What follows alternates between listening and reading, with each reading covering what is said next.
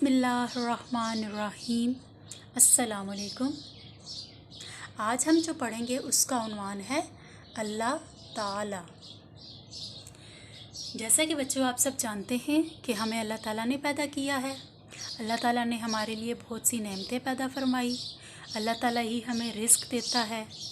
आज सबसे पहले हम इस सबक की पढ़ाई करेंगे, उसके बाद इसके मश्की सवालात पढ़ेंगे। अपनी अपनी सब बच्चे किताबें खोलें। किताब का सफ़ा नंबर 14 खोलें।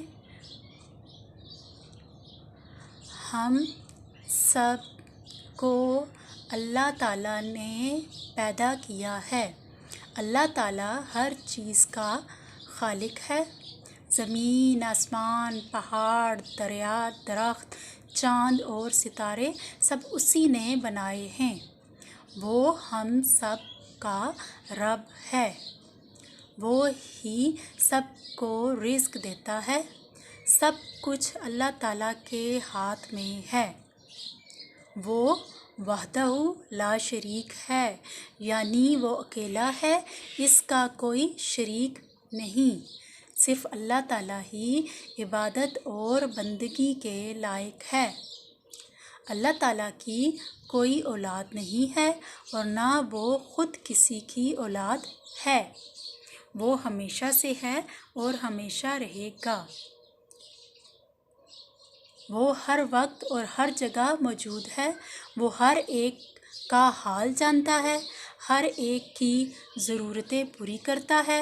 अल्लाह ताला किसी का मोहताज नहीं, हम सब इसके मोहताज हैं और हर चीज़ इसके हुक्म की पाबंद है। अल्लाह ताला ने हमें बेशुमार नेमतें अता की हैं।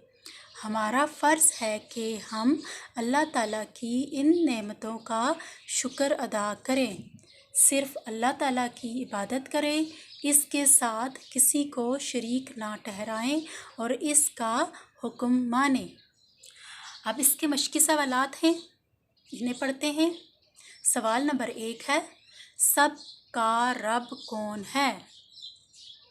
इसका जवाब है सब का रब अल्लाह ताला है। सवाल नंबर 2, ज़मीन, आसमान, पहाड़, दरिया, दरख्त, चाँद और सितारे सब किसने बनाए हैं?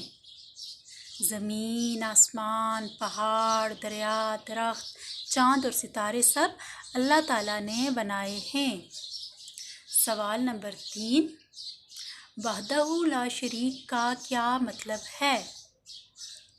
जवाब है इसका वहदहू ला शरीक का मतलब है अल्लाह ताला अकेला है और इसका कोई शरीक नहीं। सवाल नंबर 4 है, क्या अल्लाह ताला की कोई औलाद है? जवाब जी नहीं। सवाल नंबर 5 है, हमें किसकी इबादत करनी चाहिए?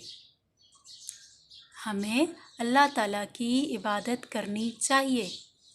अब बच्चों आपने ये सारे सवाल जो हैं इन्हें अच्छे से पढ़ना है और इन्हें ज़ुबानी याद करने की कोशिश करनी है।